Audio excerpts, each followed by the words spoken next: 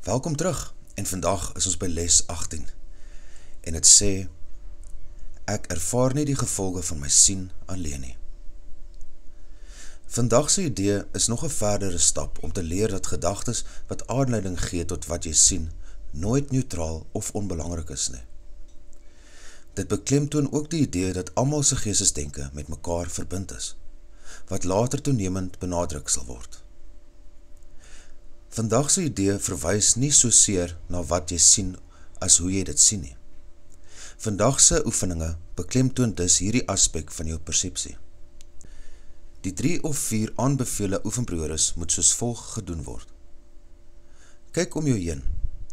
Kies so willekeurig as moontlik onderwerpe vir die toepassing van vandag se idee en hou jou oë lank genoeg op elkeen om te sê: ek ervaar nie die gevolge van hoe ek vul in sien alleen nie. Sluit elke oefenperiode af deur die meer algemene stelling te herhaal. Ek ervaar nie die gevolge van my sien alleen nie. Ongeveer 'n minuut of selfs minder sal voldoende wees vir elke oefenperiode. Dankie dat jy hier is. Onthou om die les te oefen.